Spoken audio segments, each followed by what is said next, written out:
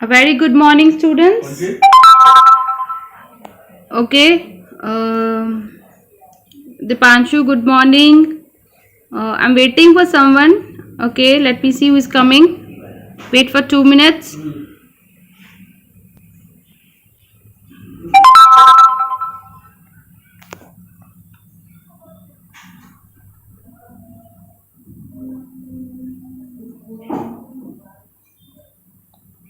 I'm waiting someone to come. Let me see who is coming. Students, just wait for 1 minute.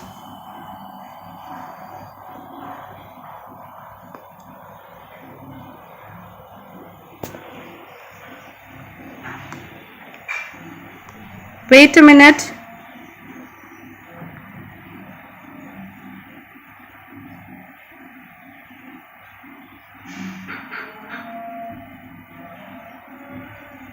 Just wait a minute, huh, students?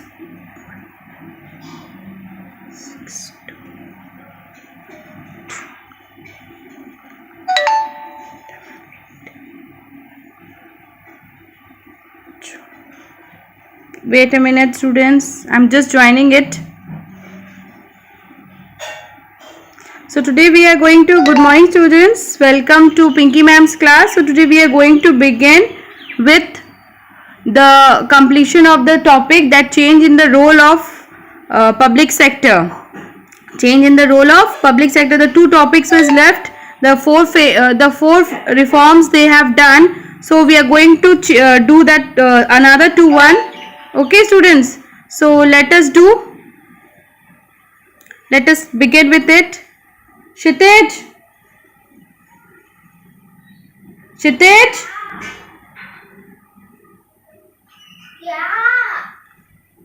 Take. Audio बंद कर देना होगा तो ठीक है. Go. Okay, let us begin. Okay, can you see the book properly? Good morning Umair, good morning Deepika, good morning Deblina. Can you all see the books properly? Reply B. Okay, let us quickly open the book.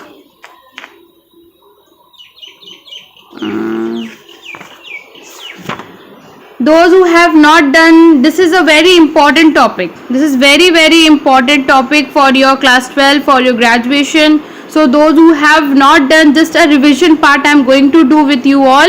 Okay, revision part. Do you want the revision? Subhashi Sarkar. Okay, okay, I am giving the revision. Okay, yes, Indra, let us, the change in the role of public sector. मतलब क्या change हुआ public sector में, कब change हुआ वो हम बता दिए थे. 1991 में गवर्नमेंट पब्लिक सेक्टर का इंपॉर्टेंस चेंज की थी. क्यों चेंज की थी? पहली बात तो सबसे पहले public sector has been playing a vital role in the economic development. Why it is a vital role? क्यों इतना वाइटल, क्यों इसको इतना इंपॉर्टेंस दिया जाता है? पब्लिक सेक्टर क्या होती है? गवर्नमेंट कंसर्न बॉडीज होती है. तो पब्लिक सेक्टर को क्यों इतना इंपॉर्टेंस दिया जाता है? क्योंकि ये लोग सिर्फ और सिर्फ इकोनॉमिक डेवलपमेंट नहीं देखता है जैसे कि प्राइवेट सेक्टर्स देखता है. ये लोग ग्रोथ, कस्टमर्स वेलफेयर के साथ इकोनॉमिक डेवलपमेंट देखा जाता है. इसीलिए पब्लिक सेक्टर को ज़्यादा इंपॉर्टेंस दी जाती है. लेकिन कुछ प्रॉब्लम ऐसी हो रही थी जहाँ पे सिर्फ कस्टमर्स ग्रोथ हो रहे थे बट इकोनॉमिक ग्रोथ नहीं हो रहा था विथ पब्लिक सेक्टर. तो गवर्नमेंट क्या सोची कि गवर्नमेंट सोची चलो इकोनॉमिक ग्रोथ करने वाला कौन है? Private sector. तो कुछ ऐसा रिफॉर्म किया जाता है पब्लिक सेक्टर में जहां पे प्राइवेट सेक्टर का इंडल्जमेंट होगा ताकि इकोनॉमिक डेवलपमेंट हो जाए. तो after the reforms of 1991, reform, remember it is not a formation, it is a reformation. Public sector को पब्लिक सेक्टर के नाम से नहीं हटाया गया बट उसको, उसकी कुछ इंपॉर्टेंस जो थी, उसके कुछ फीचर्स जो थे उसको रिफॉर्म किया गया. उसकी कुछ इंपॉर्टेंस, कुछ फीचर्स को फिर से बनाया गया. मतलब कुछ पॉइंट्स एक्स्ट्रा ऐड कर दिया गया. ओके, तो क्या होता है, क्या क्या प्रॉब्लम्स फेस कर रहे थे? Project planning, excessive overheads, over staffing, under utilisation of capacity in efficiency. तो ये सारा प्रॉब्लम्स जब वो फेस कर रहा था तो उसके लिए गवर्नमेंट एक सोचा कि कैसे हमको डेवलपमेंट ऑफ पब्लिक सेक्टर को बिना इग्नोर किए कैसे हम रिफॉर्म कर सकते हैं। तो वो क्या किया, एक स्टेप लिया जिसपे 4 मेजर रिफॉर्म्स किए। तो सबसे पहला रिफॉर्म क्या किया, restructure and revive the potential viable public sector unit, PSU. तो restructure and revive the potential viable मतलब जो पब्लिक सेक्टर, सपोज अगर गवर्नमेंट के अंदर 20 पब्लिक सेक्टर है, 15 आर वाइबल मतलब 15 कैन ग्रो, उसको क्या किया, पूरे के पूरे 20 को रीस्ट्रक्चर नहीं किया, फिर से नहीं किया, पूरे के पूरे 20 को नहीं किया, कितना को किया, 15 को रीस्ट्रक्चर एंड रिवाइव। 15 जो सिर्फ वाइबल है उसको रीस्ट्रक्चर, बाकी जो बच्चा क्या किया, मैम से पूछोगे, close down the PSUs which can not B revived. बाकी जो बचा, सपोज उसमें से कुछ ऐसा स्ट्रक्चर है जो एकदम भी रिवाइव नहीं हो सकता, मतलब पूरा एक बार पूरा लॉस में है, कोई ऐसा सेक्टर्स है जो पूरा का पूरा लॉस में है, तो उसको क्लोज डाउन ही कर दिया गया। ठीक है, now the next is bring down the government equity in all non strategic PSU to 26 or lower if necessary. Government जिस पब्लिक सेक्टर यूनिट में अपने पैसे लगा के रखी है, सपोज 100 करोड़ लगा के रखी है, ठीक है, suppose 100 crore means 100%, okay, 100 crore रुपए लगा रखी, नॉन स्ट्रैटेजिक मतलब उस पे कोई स्ट्रैटेजी नहीं हो सकती है, इतनी डूबी हुई है कि वो 100 करोड़ प्रॉफिट में ही करने में, कॉस्ट करने में ही पूरा 100 करोड़ मतलब इन्वेस्टमेंट किया हुआ है उस कंपनी में, जो कंपनी आगे के 10-15 साल तक प्रॉफिट नहीं कर सकती है। नॉन स्ट्रैटेजिक पब्लिक इसको बोलते हैं। तो वो क्या की, गवर्नमेंट उसके लिए भी एक स्ट्रैटेजी बनाई कि क्या की, अपना 70% या तो पब्लिक को या तो प्राइवेट को बेच दी, और बाकी 70 नहीं 74% bring down to 26%, bring down to या तो बंद कर दिया गया या तो बेच दिया गया, लेकिन 100 से लेके 26% खाली इन्वेस्टमेंट रह गया। ठीक है, और लोअर इफ नेसेसरी, अगर उससे भी कम कर सकते हैं था तो उससे भी कम कर दिया गया।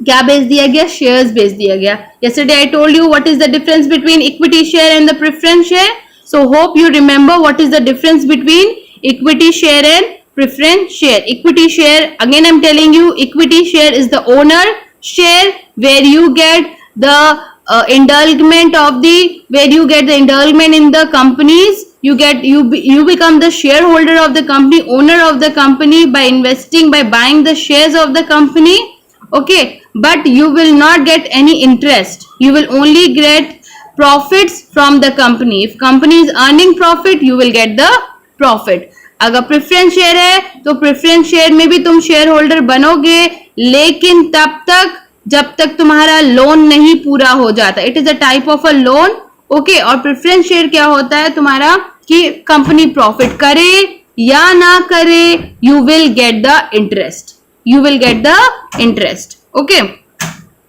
लेकिन ये जो government equity non strategic equity मतलब बेच दिया गया शेयर्स और ब्रिंग डाउन टू 26%, बाकी सबको बंद कर दिया। तो बंद वाली कंपनी में भी तो वर्कर्स काम किया करते हैं, but fully protect the interest of workers. उसको वर्कर्स, क्योंकि गवर्नमेंट क्या सर्विस करती है, सर्विस मोटिव है पब्लिक वेलफेयर, पब्लिक वेलफेयर का गवर्नमेंट का मोटिव है, तो full interest of the workers को देखा जाता है, उससे कोई वर्कर्स को हार्म ना पहुंचे वो देखा जाता है, ओके। तो क्या स्टेप्स हुआ, the steps to take to achieve the above mention elements. Number 1 is reduction in the number of industries reserved for public sector from 17 to 18 then to 3।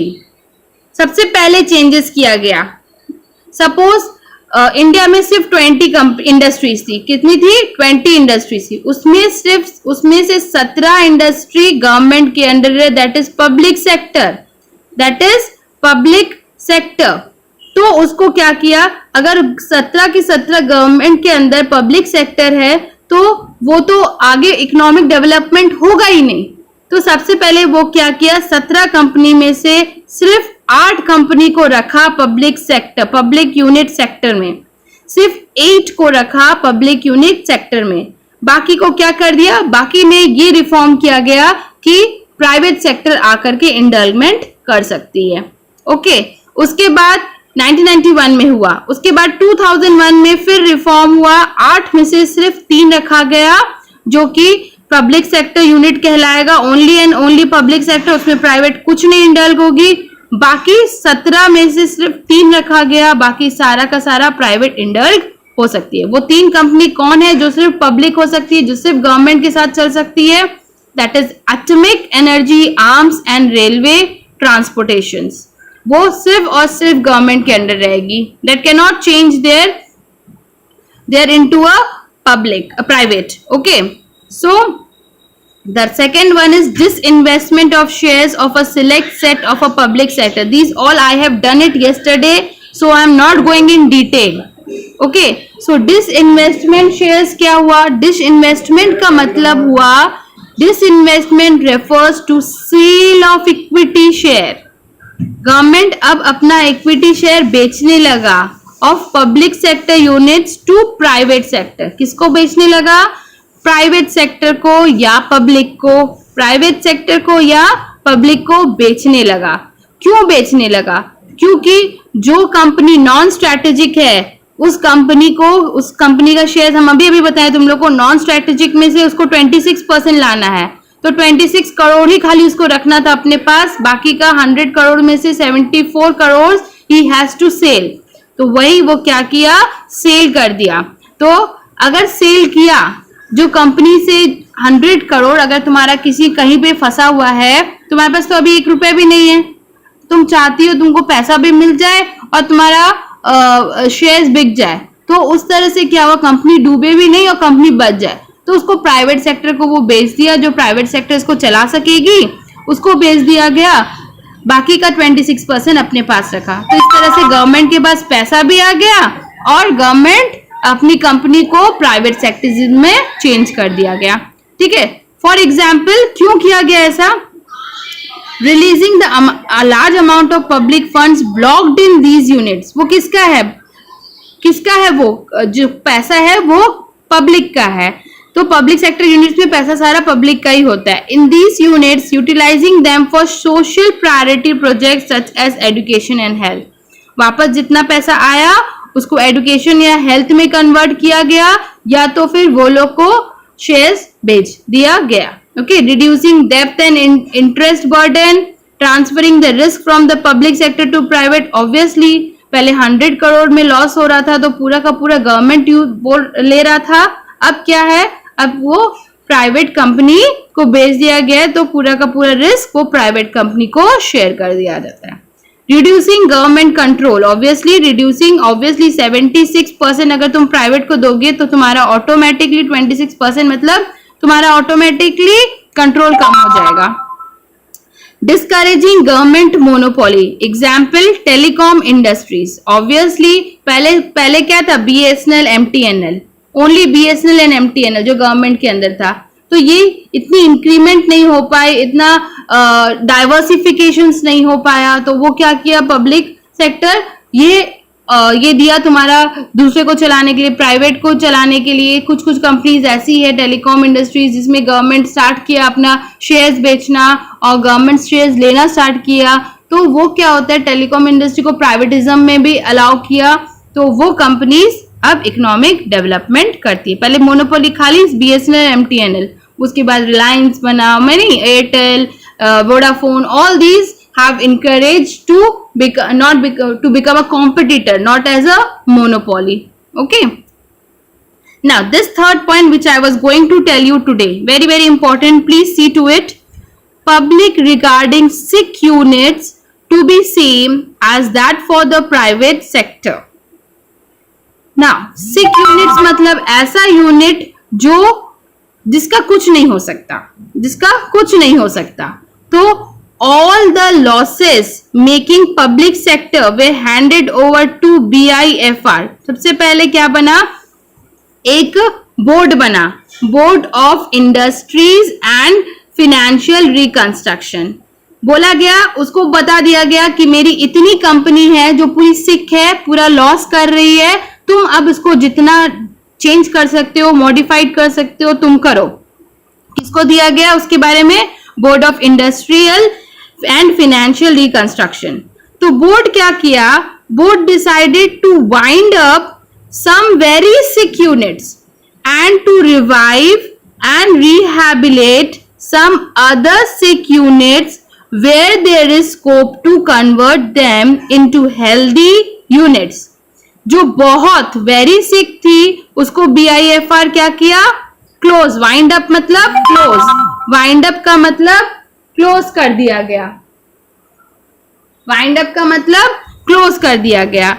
Okay, and to revive and rehabilitate some other sick unit where there is scope to convert.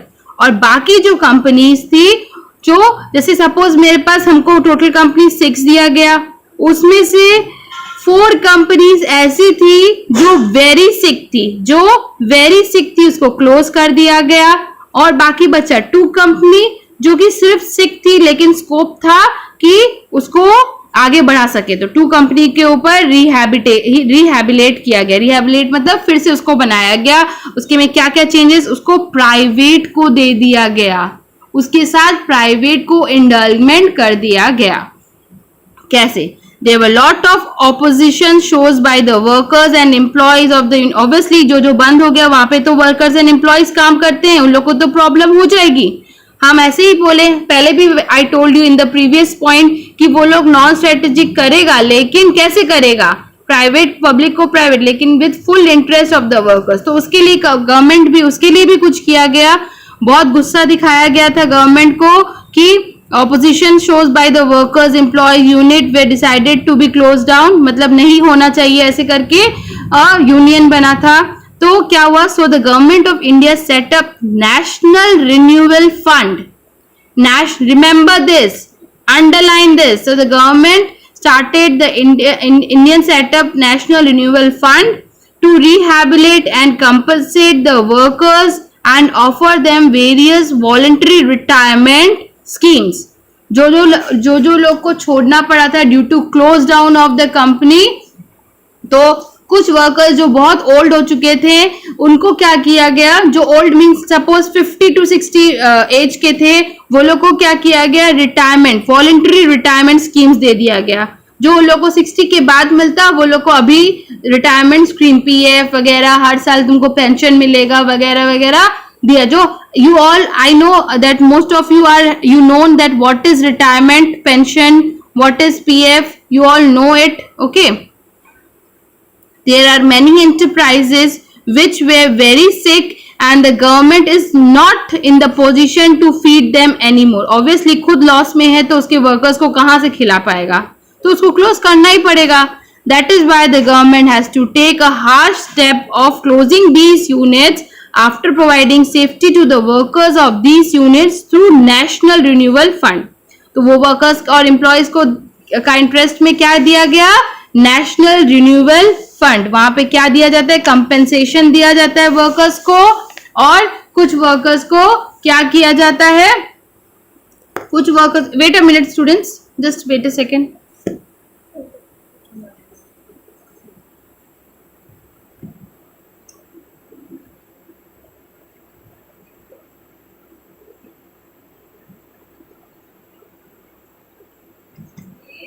ठीक,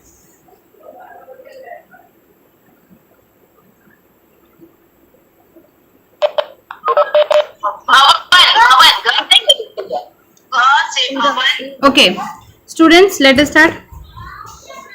okay, now the fourth one is memorandum of understanding। this is very important and very nice term that a government has used। memorandum of understanding, एक memorandum बनाया गया जो कि under the memorandum of understanding the public sector is given a greater autonomy.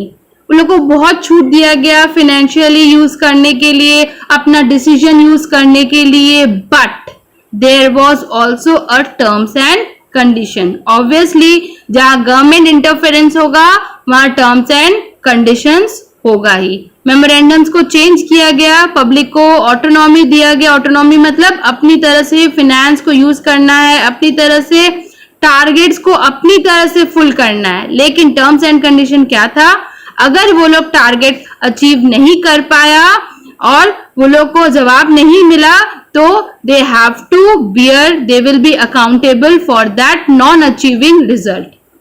Who will be bearing? Those companies will be taking the target और autonomy दोनों मिला जाएगा, target और ऑटोनॉमी दोनों मिला जाएगा, लेकिन वो कंपनी अगर टारगेटिज्म पूरा नहीं कर पाई तो उसको गवर्नमेंट को देना पड़ेगा. सपोज SBI, इसको, all these are under government also but having the privatism also. So ये सब क्या हुआ, अगर इन लोग को टारगेट मिला जाता है गवर्नमेंट से, अगर गवर्नमेंट का टारगेट ये लोग पूरा नहीं कर पाता है तो they have to bear that transferation और अकाउंटेबल, कुछ भी हो सकता है उन लोग के साथ. तो यहाँ पे देखो, यहाँ लिखा हुआ है they are given the targets and to achieve these targets these units and granted operational freedom but they are accountable for not achieving the results on time. They are accountable for not achieving the results on time.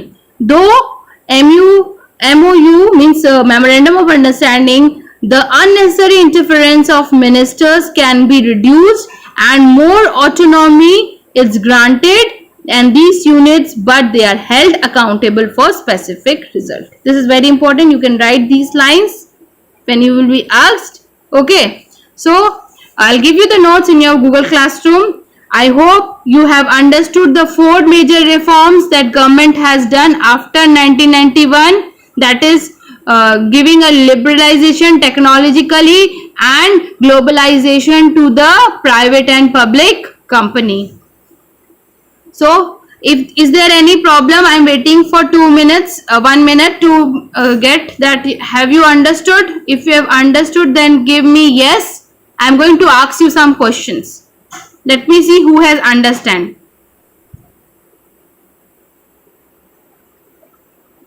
Give me, I want the answer from you all students.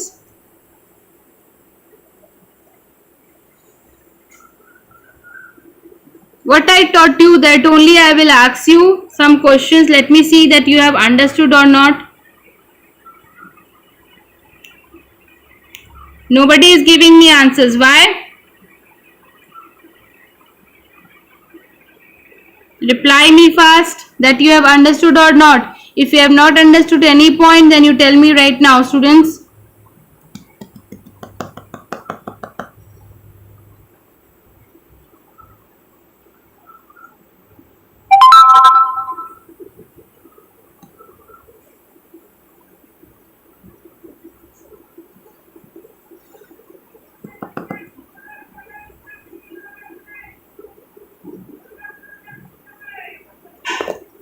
Yes, students, you are not replying me that you have understood or not. Reply me. I want your reply. Okay. As I will ask you the question, nobody is replying me. Very good. Now I will take your class in Google Meet. Then you will understand. Face to face I will take your class. Okay. Nice, na? Are you ready with the Google Meet class?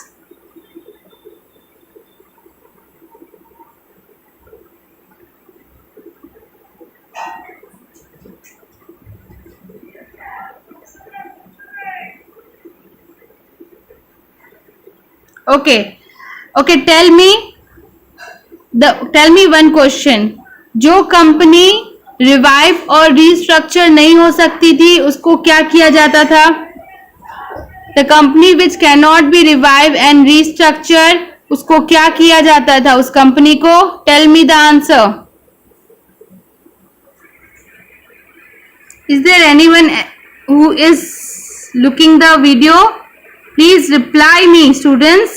Don't make me angry. Okay, as you are not listening to me, I am closing the video for today's class. If you will reply me, if you WhatsApp me anything, then it is good. Let me see if you are WhatsApping me. Let us do quickly private and public sector. Difference between private and public sector.